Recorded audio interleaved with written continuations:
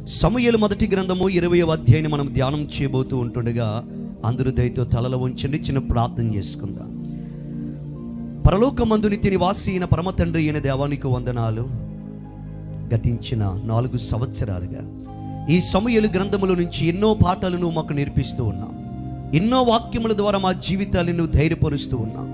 ఈరోజు కూడా మాతో మీరు మాట్లాడి నీ వాక్యముల ద్వారా ప్రభువా మా జీవితంలో బలపరిచి ఈరోజు ప్రారంభిస్తున్న యొక్క సమూయేలు గ్రంథమునైనా ఈ 2026లో అనేక పాఠాలను మాకు నేర్పించి నీ రాకడ కొరకు సిద్ధపరచగలిగే జీవితాలు మాకు ఇమ్మని యేసు నామముని ప్రార్థన అడిగి వేడుకొనిచున్నాము తండ్రి, ఆమేన్. అయితే అందరము చదువుదాం. అయితే చదువుతారు వినండి. సమూయేలు మొదటి గ్రంథము 20వ అధ్యాయము మొదటి వచ్చిన భాగంలో ఇలా రాయబడి ఉంది. ఏమనగా, పిమ్మట దావీదు రామాలోని నాయోతు నుండి పారిపోయి యోనాతాను నద్దకు వచ్చి నేను ఏమి చేసి తిని నేను చేసిన దోషమేమి నా ప్రాణము తీయ వెతుకునట్లు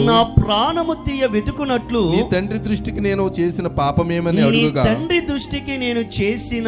పాపమేమని అడుగగా ఓకే చాలండి. నాతో కలిసి అందరి మాటలు చెప్పండి. పిమ్మట దావీదు రామాలోని నయోతు నుండి పారిపోయి యోనాతాను నద్దకు వచ్చి నేను ఏమి చేసి తిని నేను చేసిన దోషమేమి నా ప్రాణము తీయ వెతుకునట్లు నీ తండ్రి దృష్టికి నేను చేసిన పాపమేమని అడుగగా. ఈరోజు మొట్టమొదటిగా ఇప్పటి వరకు 19 అధ్యాయాల ద్వారా ఎన్నో విషయాలు దేవుడు మనకి నేర్పించలేదా? ఎన్నో విషయాలు మనం నేర్చుకున్నాం. ఈరోజు కూడా 20వ అధ్యాయాన్ని ప్రారంభించి కొన్ని విషయాలు మనం నేర్చుకుందాం. ఈరోజు మొట్టమొదటిగా ఈ 20వ సమూయేలు గ్రంథములో నుంచి, మొదటి సమూయేలు గ్రంథములో నుంచి పరిశుద్ధాత్మ దేవుడు మనకి నేర్పించే పాఠం ఏమిటంటే, ప్రెషర్లో మనం చేసే పనులు ఏమిటి. ఏంటి ప్రెషర్ అంటే ఏంటి? ఒత్తిడి ఉంటుందా లేదా మనకి? ఒత్తిడిలో మనము చేసే తప్పులు ఏమిటి, ఒత్తిడిలో మనము చేసే దోషములు ఏమిటి అన్నది మనం చూద్దాం. అందరూ చెప్పిన అంశం ఏమిటి? ఒత్తిడిలో మనము చేసే తప్పులు ఏమిటి? అందరూ గట్టిగా చెప్పండి. ఇప్పుడు చెప్పు. ఒత్తిడిలో నేను చేసే తప్పులేమిటి? ఇప్పుడు మళ్ళీ అది గట్టిగా వెనకాల ఉన్న వాళ్ళు అసలు మాట్లాడట్లేదండి. రావటమే చాలా లేటుగా వచ్చారు, అయినా మీరు మాట్లాడట్లేదు. చెప్పాలి అసలు అంశం ఏంటి? ఒత్తిడి, ప్రెషర్. మానవ జీవితంలో ఒత్తిడిలు ఉంటాయా, ఉండవా? ఒత్తిడి ఏంటా? ఒత్తిడి ఉద్యోగము ద్వారా కొన్ని ఒత్తిడులు ఉంటాయి, అప్పులలో నుంచి కొన్ని ఒత్తిడులు ఉంటాయి, మన జీవితంలో కొన్ని ఒత్తిడులు ఉంటాయి, మన జీవిత గమనంలో కొన్ని ఒత్తిడులు ఉంటాయి. బిడ్డలను బట్టి ప్రెషర్ అయ్యేవారు చాలా మంది ఉన్నారు, భర్తను బట్టి, భార్యను బట్టి, ఇహలోక సంబంధమైన అనేకమైన పరిస్థితులను బట్టి ఒత్తిడికి గురయ్యేవారు చాలా మంది ఉన్నారు. ఈరోజు ఒక్క మాట మిమ్మల్ని అడుగుతున్నా, ఇక్కడ ఉన్న నాకు ఏ ఒత్తిడి లేదు పాస్టర్ గారు అన్న చేతులు పైకెత్తండి. I'm a free bird. నాకు ఏ ఒత్తిడి లేదు, నాకు జీవితం మీద ఏ ఒత్తిడి లేదు, భవిష్యత్తును గురించిన ఏ ప్రెషర్ లేదు, నా యొక్క జాబ్ గురించిన ఏ ప్రెషర్ లేదు, నా పరీక్షల గురించిన ఏ ప్రెషర్ లేదు, నా ఉద్యోగముల గురించిన ఏ ప్రెషర్ లేదు, నా గర్భఫలములో కానీ నా స్థితిగతుల్లో కానీ నాకు ఏ ఒత్తిడి లేదు. I'm a free bird. నేను చాలా హ్యాపీగా ఉన్నాను, నేను చాలా సంతోషంగా ఉన్నాను అన్నది చేపైకెత్తండి. అందరికీ ఏమున్నాయి? నా జీవితంలో 1 కాదు 2 కాదు చెప్పుకోలేనన్ని ఒత్తిడులు ఉన్నాయని వాళ్ళు చేపైకెత్తే ఆమె చెప్పండి. మీ నోటి నుండి వచ్చిన ఆమె అనబడిన మాటను నా దేవుడు చూచి ఆ ఒత్తిడులన్నిటిలో నుంచి ఓదార్పును దయచేయునుగాక, విడుదల దయచేయునుగాక.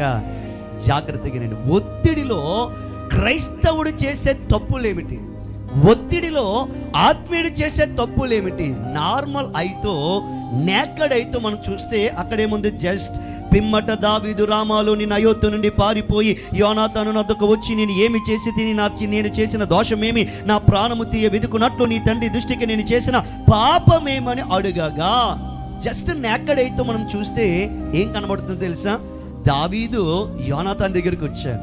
దావీదు యోనాతాన్ దగ్గరికి వచ్చి యోనాతాన్ ఏమంటున్నాడు, రే బాబా యోనాతానా, నా ప్రాణ స్నేహితుడా, మై డియర్ కామన్ ఫ్రెండ్, నేను చేసిన పాపం ఏంటి, నేను చేసిన దోషం ఏంటి, మీ నాన్న నన్ను ఎందుకు చంపేయాలనుకుంటున్నాడు అని అడిగాడు. ఎవరెవరిని? దావీదు యోనాతాన్ అడిగాడు. అందులో పెద్ద ఏమైనా తప్పు ఉందా? మరి మనం పెట్టుకున్న అంశం ఏమిటి? ఒత్తిడిలో క్రైస్తవుడు చేసే తప్పులేమిటి అంటే అందులో మనకి పెద్ద తప్పేం కనబట్లేదు. అందులో పెద్ద తప్పేముందరా? వచ్చాడు, కొడుకుని అడిగాడు, నేను చేసిన పాపం ఏంటి, నేను చేసిన తప్పేంటి, నేను ఏమైనా కీడి చేశానా, నేను ఏమైనా చేశానా అని చెప్పి కొడుకుని అడుగుతున్నాడు. అందులో తప్పేంటి అని అంటే జాగ్రత్తగా వినండి. ఇప్పటికే దావీదు ఎదురుగా 4 అటాక్స్ జరిగాయి. ఎవరి మీద? ముందు జరిగిన 19వ అధ్యాయంలో దావీదు ఎదురుగా ఎక్కడండి? నయోతులో 3 సార్లు అటాక్లు జరిగాయి. ఏంటో అటాక్లు మీకు తెలుసు కదా. ఇప్పుడు దావీదు ఎక్కడికి వెళ్ళాడు తన సమస్యల్లో? సమూయేలు గారి దగ్గరికి వెళ్ళారు. ఇప్పుడు సమూయేలు గారు దావీదుని తీసుకుని ఎక్కడికి వెళ్ళారు? అదేంటండి 2020 తోటి అన్ని గతించిపోయాయా? మరి చెప్పండి. దావీదు తన సమస్యల్లో సమూయేలు దగ్గరికి వెళ్ళగా దైవజనుడైన సమూయేలు ఏం చేసినాడు? అతని ప్రవక్తల గుంపులోకి తీసుకెళ్లి ఆరాధన గుంపులో పెట్టినాడు. అప్పుడు సౌలు ఎంతమందిని పంపాడు? ముందుగా ఒక గుంపుని పంపాడు. ఆ గుంపు దావీదుని చంపుదామని వచ్చిన వాళ్ళు, దావీదు మీద కక్షతో వచ్చిన వాళ్ళు ఈ ఆరాధనలోకి రాగానే ఏమైపోయారు? వారు మారిపోయారు. 2వ గుంపుని పంపాడు. 2వ గుంపు ఏమైపోయారు? మారిపోయారు. 3వ గుంపుని పంపాడు. 3వ గుంపు కూడా ఏమైపోయారు? మారిపోయారు. ఇంకా లాభం లేదు, నేనే వెళ్ళి దావీదుని వేసి వచ్చేస్తానని చెప్పేసి సౌలు ఏం చేసినాడు?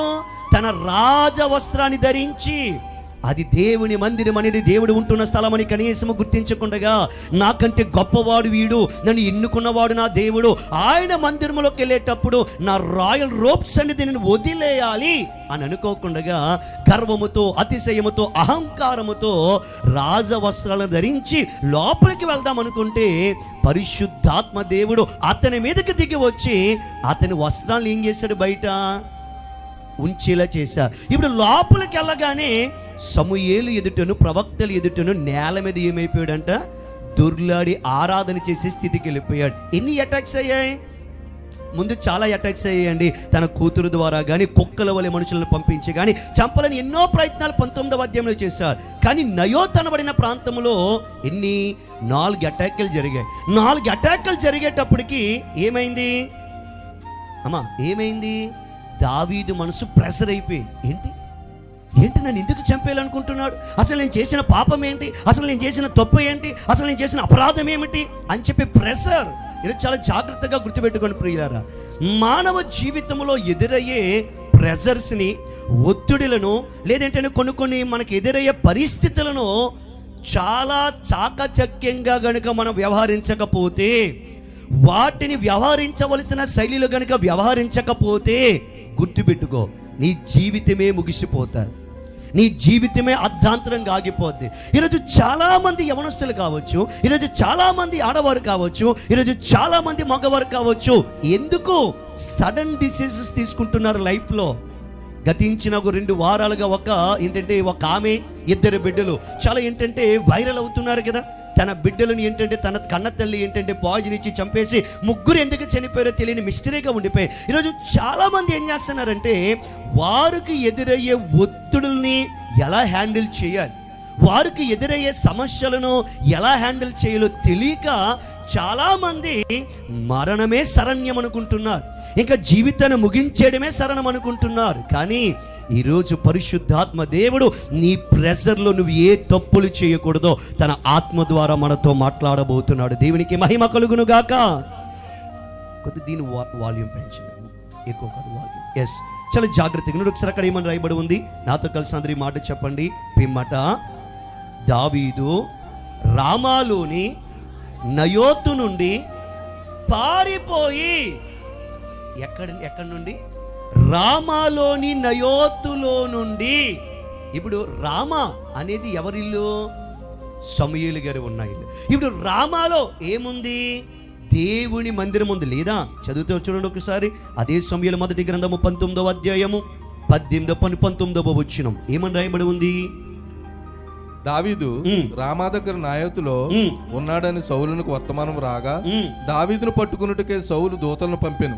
వీరు వచ్చి ప్రవక్తల సమాజంగా కూడుకొని ప్రకటించి ఎక్కడ వారు రామా దగ్గర నయోతులో ఉన్నాడని సౌలుకు వర్తమానం రాగా దావీదును పట్టుకున్నట్టుకే సౌలు దూతలను పంపెను. వీరు వచ్చి ప్రవక్తలు సమాజంగా కూడుకుని ప్రకటించుటయు సమూయేలు వారి మీద నాయకుడిగా నిలుచుటయు చూడగా దేవుని ఆత్మ సౌలు పంపిన దూతల మీదకి వచ్చిన కనుక వారు ప్రకటన ఆరంభించారు. ఒకసారి వినండి.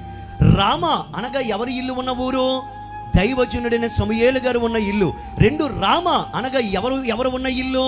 జీవము కలిగిన దేవుడి నివాసము చేసే ఆయన మందిరము ఉన్న ఇల్లు. ఏ ఇల్లు చెప్పండి? రామాలో ఉన్న ఇల్లు. ఒకసారి అందరిలో చూడండి, మీ బైబిల్ ఒళ్ళో పెట్టి ఇలా చూడండి.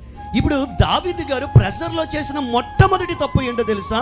Departure from the divine. Departure from the divine అనగా తెలుసా? దేవదేవుని నుండి తన ప్రెజర్లో బయటకు వచ్చేసాడు. ఎలాగో చెప్తున్నాను వినండి. ఇప్పుడు దావీదు దేవుని నమ్మి దేవుని మీద విశ్వాసము కలిగి ఉండి, నేను సమూయేలు గారి దగ్గరికి వెళ్తే, నేను ఆ ప్రవక్తల గుంపులోకి వెళ్తే వారు ప్రార్థన చేస్తే నాకు అద్భుతాలు జరుగుతాయి, వారు ప్రార్థన చేస్తే నా జీవితంలో మేలు జరుగుతాయి అని చెప్పి రామాలో ఉన్న సమూయేలు దగ్గరికి వచ్చా.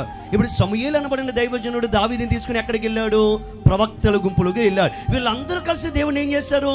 ఆరాధన చేసేటప్పటికి ఒక గుంపు వచ్చింది దావీదుని చంపాలని. వారు చంపుదామని రాగానే ఆరాధన వారు మార్చేసింది. రెండో గుంపు వచ్చింది కత్తిలట్టుకొని. వీరు ఆరాధన చేయగానే రెండో గుంపు మారిపోయింది. మూడవ గుంపు బల్లలు పట్టుకొని వచ్చింది. వీళ్ళు ఆరాధన చేయగానే బల్లాలు కూడా ఏమైపోయినాయి? మారిపోయినాయి. ఇప్పుడు సౌలు అనబడిన వాడే దావీదుని చంపాలని రావగా అతను కూడా మారిపోయాడు. ఇప్పుడు దావీదు ప్రెషర్లోకి వెళ్ళిపోయాడు. ఏంటి అసలు నా పరిస్థితి? బెత్లెహేములో ఉన్నాను, నాకు అదే గతి. ఈరోజు ఇక్కడ ఉన్నాను, నాకు అదే గతి. ఈరోజు ఏంటంటే సౌలు యొక్క ఇంటిలో ఉన్నాను, నాకు అదే గతి. ఈరోజు సౌలు దగ్గర ఉన్నాను, నాకు అదే గతి. ఆఖరికి ఎందుకురా బాబు, ఈరోజు ఒక దైవ సన్నిధిలో ఉందాము, ఒక దేవుని మందిరంలో ఉందాము, ప్రవక్తల మధ్యన ఉందామని చెప్పి ఈ మందిరంలోకి వచ్చినా సరే అదే పరిస్థితి. ఏంటి అని చెప్పి ఏమైపోయాడు దావీదు? మొత్తం ప్రెషర్, ఒత్తిడిలోకి వెళ్ళిపోయాడు. ఒత్తిడి ఏంటి? ఎక్కడికి వెళ్ళినా నాకేంటి బాధ? ఎక్కడికి వెళ్ళినా ఏంటి నాకే పరిస్థితి? ఎక్కడికి వెళ్ళినా ఏంటి నాకు మనశ్శాంతి ఉండదా? నాకు నెమ్మది ఉండదా? నాకు సమాధానం ఉండదా? ఇక నా బ్రతుకింతేనా అని ఈరోజు చాలా మంది ఇక్కడ ఉన్నవారు అనుకున్న రీతిగానే దావీదు కూడా అనుకున్నాడు. ఇంకెక్కడైనంతేనా? బెత్లెహేములో నన్ను బ్రతకనివ్వలేదు, ఆ సౌలు ఇంటిలో నన్ను బ్రతకనివ్వలేదు. పోలే తన కూతురిచ్చి పెళ్లి చేశాడు, మీకాలు నేను కలిసి ఉన్నా కూడా నా ఇంటిలో బ్రతకనివ్వలేదు.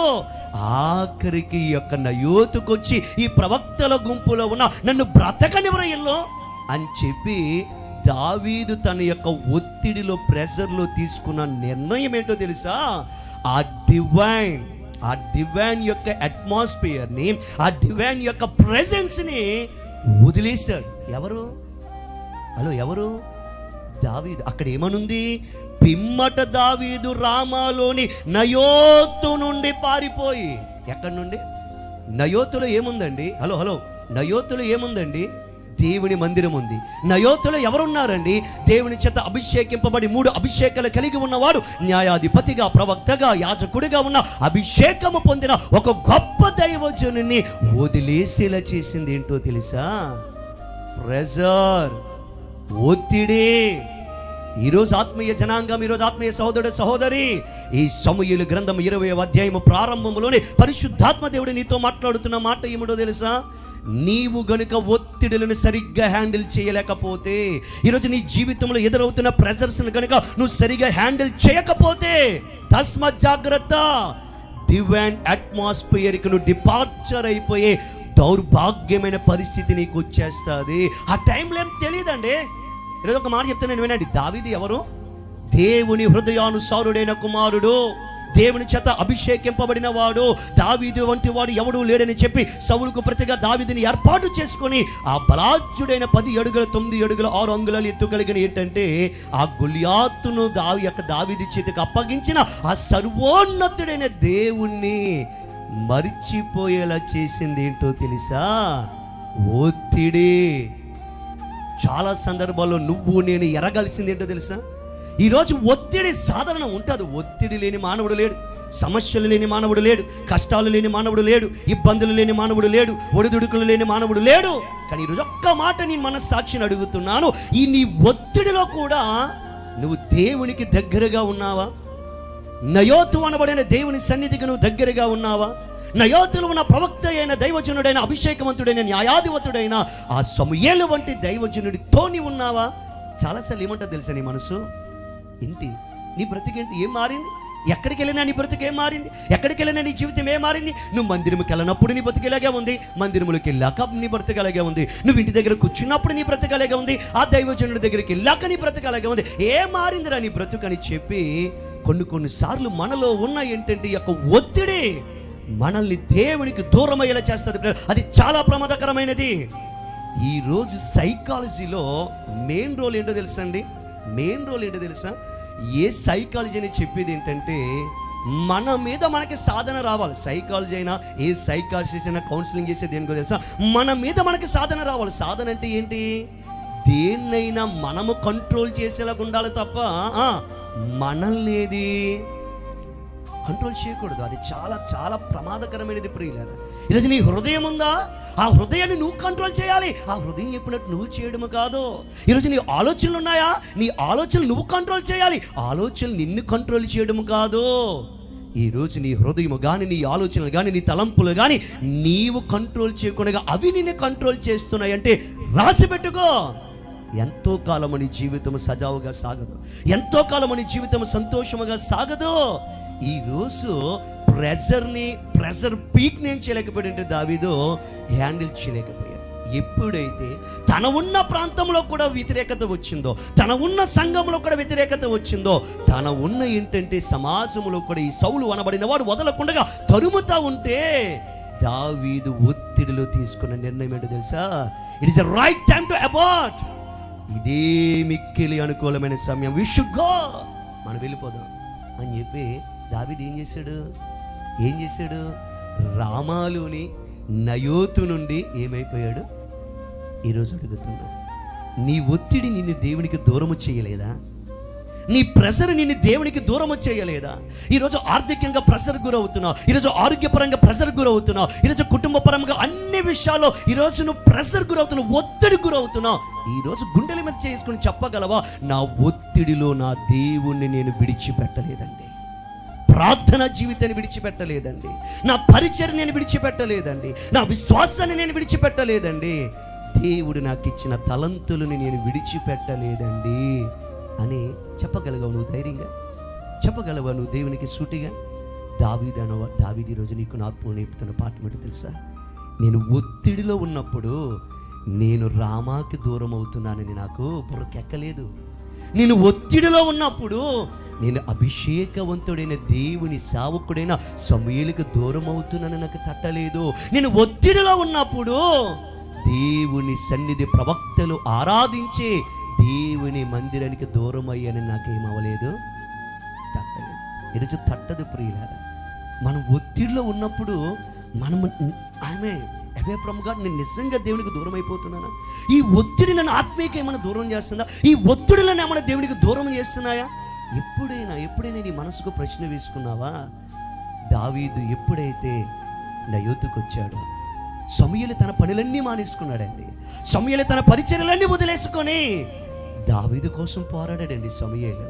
దావీదు కోసం కొన్ని రోజులు ప్రవక్తల గుంపులో ఉన్నాడండి సమూయేలు. దావీదు కోసం మందిరంలో ఏడ్చాడండి. ఎవరు? సమూయేలు. కానీ అలాంటి వాడిని కూడా నేను వదిలేస్తున్నానని ఎవరికి తెలియలేదు. ప్రెజర్లో దావీదుకు తెలియదు.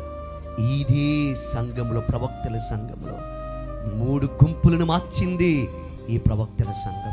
నా మీదకి వచ్చే వ్యతిరేకతలను లయపరిచేలా ఆరాధన చేసింది, ప్రార్థన చేసింది ఈ ప్రవక్తల సంఘం. దీన్ని నేను వదిలేస్తున్నాను అన్న కనీసం ఆలోచన రాలేదండి. దావీదు ప్రెషర్లు ఉండిపోయి ఒకటి అనుకున్నాడు, this is the right time, ఇదే అనుకూలమైన సమయం, వెళ్ళిపోతాడు. రామును వదిలేశాడు, సంఘాన్ని వదిలేశాడు, దైవజనుని వదిలేశాడు. ఈరోజు ఒక మాట, దావీదుకి రాములో దొరికిన నెమ్మది, దావీదుకి రామాలో దొరికిన సహవాసం, దావీదుకి రామాలో దొరికిన ఒక గొప్ప అభిషేకవంతుడైన దైవజనుడు పారిపోయాడు కదా అరణ్యములో, పారిపోయాడు కదా ఎంగేదిలో, పారిపోయాడు కదా కొండల వెంట. ఎక్కడైనా ఇలాంటిది దొరికిందా దావీదుకి? ప్రెషర్ మనల్ని చేసే తప్పుడు నడవడిక ఏంటో తెలుసా? ప్రెషర్ మనల్ని నడిపించే తప్పుడు మార్గం ఏంటో తెలుసా? ఆ టైంలో what is right, what is wrong అది మనకు తట్టదు ప్రియులారా. ఈరోజు ఇంకొక మాట చెప్పనా? రూతు గ్రంథం మీకు తెలుసు కదా, రూతు గ్రంథం తెలుసా తెలీదా? రూతు గురించి ఒకసారి ఒక మాట మనం చదువుదాం. ప్రెజర్లో ఏమైతుందో ఒకసారి రూతు గ్రంథం సమూయేలుకి ముందే ఉంటుంది, ఒకసారి చూద్దాం.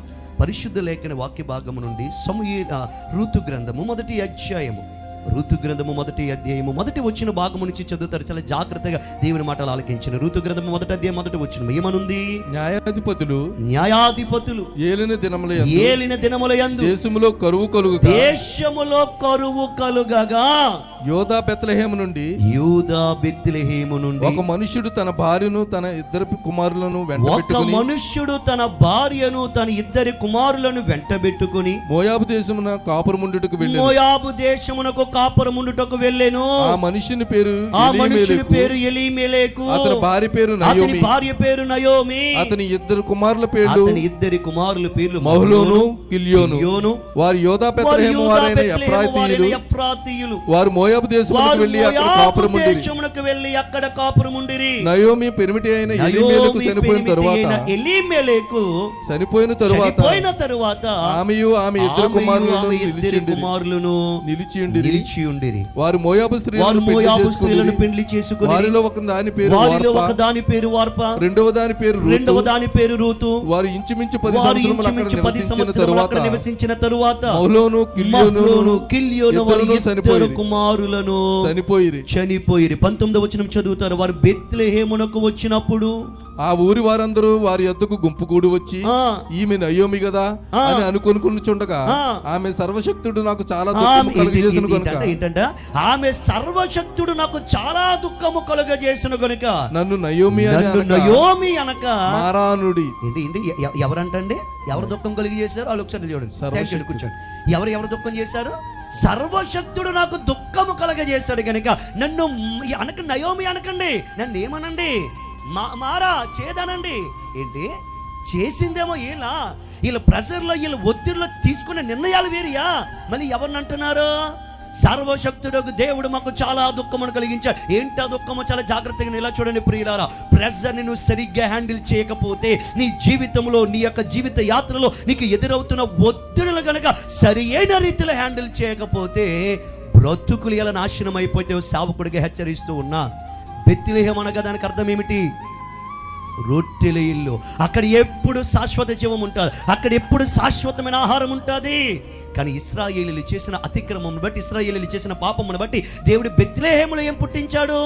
కరువు పుట్టించాడు. ఇప్పుడు కరువు పుట్టించేటప్పటికి ఏం చేసిందో తెలుసా? మహాతల్లి ఉంది నయోమి అనబడిన మహాతల్లి. తర్వాత ఇంకొకడు ఉన్నాడు, ఎవరు? ఎలీమెలెకు కనబడిన మహాతండ్రి. వీళ్ళిద్దరు ఏమైపోయారంటే ప్రెషర్ అయిపోయారు. ఏమైపోయారు? ప్రెషర్, ఒత్తిడి. దేశంలో కరువు వచ్చేసింది.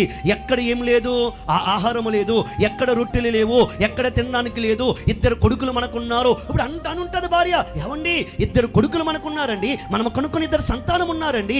ఈ యొక్క బెత్లెహేము అంతా ఏమొచ్చేసింది? కరువు వచ్చేసిందండి. మొత్తం అంతా ఆహారము లేదండి, చచ్చిపోతామండి, మనం బ్రతకమండి అని నయోమి వచ్చి మనోడికి చెప్పుంటది ఎలీమెలెకు కూడా ఏమనుకున్నా, నిజమే కదా, 2 బిడ్డలు మనం పెంచుకోవాలి, పోషించుకోవాలి, వారి జీవితాన్ని చూడాలని చెప్పి ఆ ఒత్తిడిలో వారు తీసుకున్న నిర్ణయం ఏంటో తెలుసా?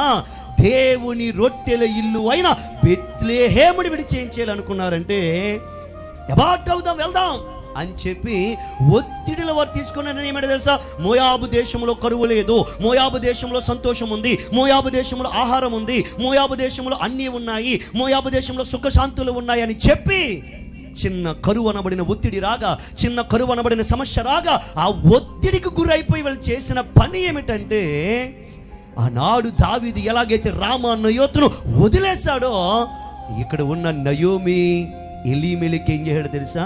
వారిద్దరు బిడ్డలను తీసుకొని వచ్చేసాడండి. ఎక్కడికి? మోయాబు దేశానికి. ఎన్ని సంవత్సరాలు కాపురం ఉన్నారు అక్కడ? ఎన్ని సంవత్సరాలు అండి? 15 ఉన్నాయా 15 ఉన్నాయా? 10 సంవత్సరాలు. ఈరోజు వినండి ప్రియ సోదరుడు సోదరి, ఒక్క మాట మీకు చెప్తున్నాను వినండి.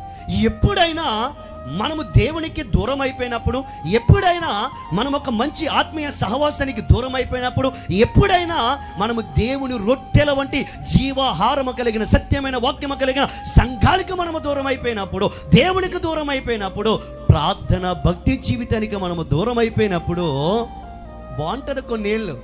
It will be fine for some days, చాలా బాగుంటారు. అంతా ఏమనుకుంటాం తెలుసా? ఎస్, అంత బాగుంది. మోయాబు దేశంలో నా కూతుర్లకి నా కొడుకులకి పెళ్లి చేశాను, రూతుని తెచ్చాను, ఓర్పను తెచ్చాను, పెళ్ళిళ్ళు చేశాము, ఇదిగో సంసారాలు చేసుకున్నారు, కాపురాలు చేసుకుంటున్నారని హ్యాపీగానే బతికారు, హ్యాపీగానే ఉన్నారు. కానీ ప్రారంభమైంది శాపం, ప్రారంభమైంది దేవుని ఉరి. మొట్టమొదటిగా ఏ వ్యక్తి అయితే ఒత్తిడిని హ్యాండిల్ చేయలేక, ఆ ఒత్తిడిని భరించలేక, దేవుని దగ్గరికి రాక, దేవుని సన్నిధిలో గడపక, బెత్లెహేమనబడిన పురములో ఉండకుండగా తన కుటుంబాన్ని నడిపించుకుంటూ వెళ్ళిపోయాడో యజమానుడి మీదకి వచ్చి పడింది ఊరి. ఎవరి మీదకి? ఈరోజు యజమానులకి నేను చెప్పే మాట చాలా జాగ్రత్తగా వినండి. కుటుంబ యజమానుడికి, కుటుంబ యజమానురాలకి నేను చెప్పే ఒక సత్యం, దేవుని యొక్క ఒక్కగా హెచ్చరిక ఏమిటో తెలుసా? నీ కుటుంబాన్ని నువ్వు సక్రమైన రీతిలో నువ్వు నడిపించుకోకపోతే, భర్తగా నిన్ను హెడ్ ఆఫ్ ది ఫ్యామిలీగా దేవుడు నేను చేశాడు, నీ కుటుంబానికి నేను శిరస్సుగా చేశాడు, నీ భార్యను, నీ పిల్లల్ని, నీ కుటుంబాన్ని అవయవాలుగా దేవుడు చేశాడు. ఈరోజు హెడ్ ఆఫ్ ది ఫ్యామిలీగా నీ కుటుంబాన్ని ప్రెషర్లో సరైన రీతిగా నడిపించలేకపోతున్నావా? నీ కుటుంబాన్ని, నీ భార్యను, నీ బిడ్డలను అప్పులు, కష్టాలు, నిరుద్యోగాలు, గొడ్రాలతనము, పరిస్థితులు, ప్రతికూలత అనబడిన పరిస్థితుల్లో నీ కుటుంబాన్ని కనుక హ్యాండిల్ చేసుకోలేకపోతే, మొట్టమొదటిగా వచ్చి పడే శాపం ఎవరి మీదో తెలుసా? ఇట్స్ అపాన్ యు, నీ మీదే. ఎలీమెలెకేమైపోయాడు? ఎలీమెలెకేమైపోయాడు? ఏమే నయోమి, ఎందుకే కంగారు పడుతున్నావు? మన దేవుడు గొప్పవాడు కదా, మన దేవుడు గొప్పవాడు కదా. ఏలియాకే కాకుల చేత ఆహారాన్ని పంపించాడే, ఇశ్రాయేలీల అరణ్యములో వెళ్ళేటప్పుడు వారికి మన్నాని ఇచ్చాడే, వారికి ఏంటంటే పక్షులను ఇచ్చాడే. ఇస్తాడే, ఆగు చూద్దామే, ఆగు అని ఏం చేయాలా? భర్త చెప్పాలి, భార్య ఏం చేయాలి? ఏమంటే ఎందుకు మీరు కంగారు పడుతున్నారు? ఎస్, మీరు హెడ్ ఆఫ్ ది ఫ్యామిలీయే, మీరు యజమానుడే, మీరు ఎందుకు కంగారు పడుతున్నారండి? మన దేవుడు సర్వశక్తిమంతుడండి, మన దేవుడు గొప్పవాడండి, మన దేవుడు పోషించువాడండి.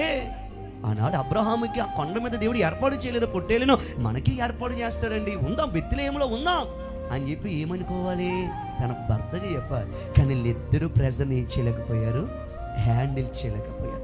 ఒత్తిడిని హ్యాండిల్ చేయలేక ఇద్దరు ఏమనుకున్నారు తెలిసి, ఏకీభవించి పిల్లలు తీసుకుని వెళ్ళిపోయారు. కొన్నేళ్ళు బాగున్నారు, కొన్నేళ్ళు సంతోషంగా ఉన్నారు. ఏమయ్యాడు భర్త? పెనిమిటి చనిపోయాడు. పెనిమిటి చనిపోయాక కొన్నాళ్ళు బాగున్నారు. మళ్ళీ ఎవరి మీదకి వచ్చేసింది శాపం? ఆ ఎలీమెలెకు వంశాన్ని నిలబెట్టే మహ్లోను, కిల్యోను ఇద్దరు కుమారుల మీదకి వచ్చేసింది. ఇద్దరు కుమారులు చనిపోయారు. కోడళ్ళు విధవరాలు, యవ్వన కాలంలో విధవరాలు అయిపోయారు. నయోమి విధవరాలు అయిపోయింది. అప్పుడు బుద్ధి వచ్చింది. ఏంటో తెలుసా? నేను బెత్లెహేమును వదిలేసి వచ్చేసాను, నేను దేవుని రొట్టెలను వదిలేసి నేను వచ్చేసాను. ఐ షుడ్ గో అగైన్ అని చెప్పి మళ్ళీ తన కోడలను తీసుకొని, ఎవరిని? రూత్ అంది, నీ జనమే నా జనము, నీ దేవుడి నా దేవుడి, నువ్వు ఎక్కడ బ్రతాయి అక్కడ, ఎక్కడ చేస్తాయి అక్కడ, ఎక్కడైతే అక్కడంటే కోడలు తీసుకుని రాగా ఊర్లో వాళ్ళందరూ వస్తారా రారా? హలో, వస్తారా? మనం హాస్పిటల్ నుంచి వచ్చామంటే ఏం చేస్తారు? అనేక మంది మన దగ్గరకు వస్తారు. వచ్చి అమ్మా నువ్వు నయోమివే కదా, ఇలాగైపోయేవి ఏంటే పిల్ల, ఇలాగైపోయేంటే అమ్మా, ఎవరే కొత్త పిల్ల, ఎవరే ఏడే, మీ ఆయన ఏడే, మీకు పిల్లలేరే అంటే ఏమంటుంది ఆమె? సర్వశక్తి కలిగిన దేవుడు. చదవండి ఒకసారి మాట పెద్దలు. ఋతు గ్రంథము 1వ అధ్యాయము 19వ వచనం. వారు బెత్లెహేమునకు వచ్చినప్పుడు ఆ ఊరి వారందరూ వారి యొద్దకు గుంపు కూడి వచ్చి ఈమె నయోమి కదా, ఈమె నయోమి అని అనుకొనుచుండగా, ఏంటి మాట వినండి. ఈమె నయోమి కదా అంటే ఏంటి? హలో, ఈమె నయోమి కదా అంటే ఏంటి? దానికి అర్థం ఏంటి? ఇప్పుడు ఒకసారి ఇలా చూడండి. నేను దుబాయ్ వెళ్ళొచ్చానా లేదా? ఎన్ని రోజులు? 11 రోజులు. ఎన్ని రోజులు? వెళ్ళొచ్చాక మీరు నా దగ్గరికి వచ్చి మీరు పాస్టర్ గారే కదా అన్నారు అనుకో, దానికి అర్థం ఏంటి? ఏమండి, నా రూపం ఏదో మారిపోయిందేమో, లేదా నా ఫిజిక్ ఏదో మారిపోయిందేమో, నా స్థితి ఏదో మారిపోయిందేమో. ఇప్పుడు ఊరు వాళ్ళందరూ ఆ ఊరిదే నయోమి, ఆ ఊరిలో ఉన్నదే నయోమి. ఆ నయోమి దగ్గరికి వచ్చి అంటున్నారు, ఈమె నయోమియే కదా అంటే ఏమైపోయింది? ఆత్మీయతలోనే మారిపోలేదు, సంతోషంలోనే మారిపోలేదు, ఆమె రూపములో కూడా మారిపోయింది. ఇప్పుడు చూడండి, చదువుతారు, వారి యొద్దకు గుంపు కూడి వచ్చి ఈమె నయోమి కదా అనుకొనిచుండగా ఆమె సర్వశక్తుడు నాకు దుఃఖము కలుగు చేసిన కనుక మాట దేవుడా దుఃఖము కలిగజేస్తా. హలో మై డియర్ బ్రదరన్, దేవుడా వారికి దుఃఖం కలిగజేస్తా, దేవుడా వారికి కన్నీళ్ళు మిగిలిస్తా, దేవుడా వారిని ఏంటంటే విధవరాండ్లుగా మారిస్తా. వాళ్ళు ప్రెజర్ని హ్యాండిల్ చేయలేకపోయారు, ఆ కరువుని హ్యాండిల్ చేయలేకపోయారు, ఆ ఒత్తిడిని హ్యాండిల్ చేయలేక వెళ్ళిపోదాం అని అనుకున్నారు. ఇప్పుడు ఎవరి మీద వేసేస్తున్నారు నింద? సర్వశక్తుడు దేవుడు ఎవ్వరికి దుఃఖము కలగ చేయడండి.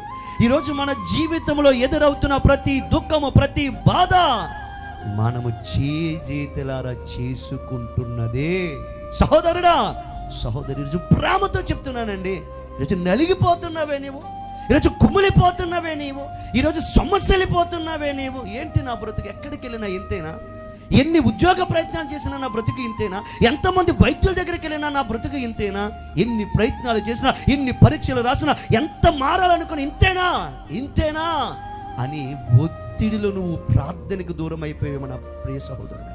దేవునికి దూరం అయిపోతున్నావేమో, మందిరానికి దూరం అయిపోతున్నావేమో, దైవజనుని సహవాసానికి నువ్వు దూరం అయిపోతున్నావేమో. జాగ్రత్త సుమా, ఇట్స్ ఎ డేంజర్. అది మన జీవితానికి చాలా చాలా ప్రమాదకరమైనది.